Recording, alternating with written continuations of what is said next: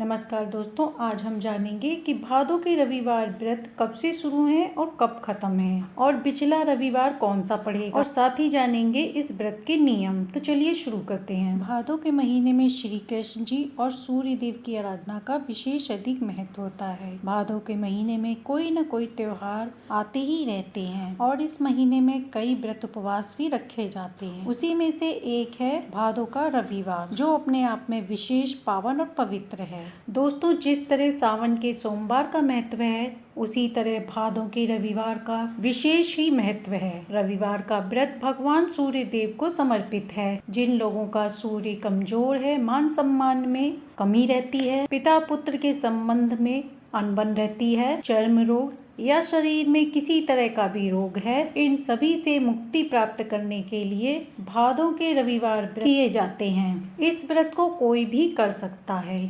शुद्धता के साथ, चाहे वह स्त्री हो या पुरुष। भादों के रविवार व्रत में फलाहार किया जाता है। इस व्रत में किसी भी प्रकार का मीठा अन्न ग्रहण नहीं किया जाता है। इस बार भादों के रविवार व्रत 17 अगस्त से शुरू हो रहे हैं और 14 सितंबर को इसकी समाप्ति होगी। पिछला रविवार 31 अगस्त को पड़ेगा। बीच में जो रविवार आएगा उसे ही पिछला रविवार कहा जाता है। रविवार व्रत में संध्या पूजा का नियम होता है। शाम के समय स्नान के पश्चात सूर्य देव के निमित्त नैवेद्य लगाकर उसी समय जो फलहार हम एक ही बार ग्रहण करते हैं उसे ही एक संध्या कहते हैं। इसमें एक ही बार फलहार ग्रहण किया जाता है, दूसरी बार ग्रहण नहीं किया जाता है। साथ ही शाम को सूर्यास्त के बाद जल भी ग्रहण नहीं किया जाता है। इसी को एक संध्या कहते हैं। रविवार के दिन सुबह जल्दी स्नान आदि करके घर आंगन की साफ सफाई करने के बाद, स्नान आदि से निवृत्त होने के बाद स्वच्छ लाल वस्त्र धारण करें।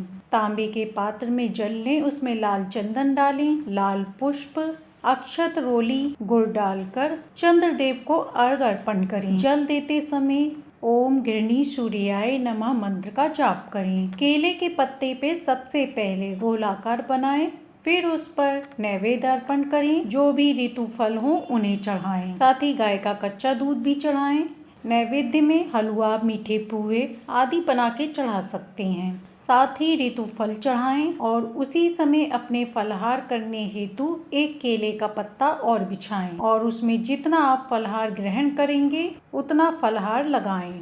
धूप दीप दिखाएं, सूर्य चालीसा, आदित्य हृदय स्तोत्र का पाठ करना विशेष फलदायी माना जाता है और आरती के पश्चात वहीं पर बैठकर फलहार ग्रहण करें। फलहार में आप मखाने की खीर, साबूदाने की खीर, सिंगाड़े के आटे का हलवा, मतलब फलहार में मीठी चीजों का ही उपयोग करना होता है। फलहार ग्रहण करते समय और पूजा करते समय अपने सिर को आंचल से ढके रहें। इस दिन व्रत उपवास पूजा करने से भगवान भास्कर अत्यंत प्रसन्न होते हैं।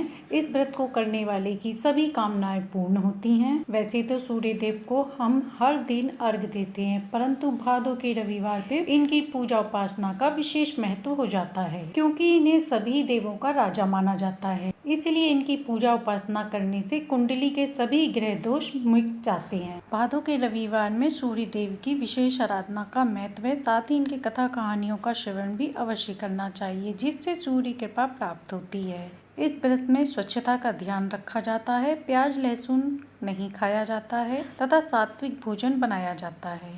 रविवार का व्रत करने से सुख सौभाग्य में वृद्धि होती है, धन ऐश्वर्य की भी प्राप्ति होती है, साथ ही आरोग्यता भी मिलती है। सूर्य उपासना से हमारा जीवन बदलता है, उच्च भविष्य होता है। सूर्य देवी की आराधना से समस्त मनोकामनाएं पूर्ण होती है। इस दिन इनकी कथा कहानी का भी श्रवण अवश्य करना चाहिए। सूर्य हमें जीवन और रोशनी का आधार प्रदान करते हैं। उनकी रोशनी से हमारे जीवन में उजाला होता है और व्यक्ति को उन्नति के मार्ग का अवसर मिलता है। तो ये थी भादों के बड़े रविवार व्रत की जानकारी। यदि ये जानकारी अच्छी लगी हो तो लाइक, शेयर, सब्सक्राइब करें।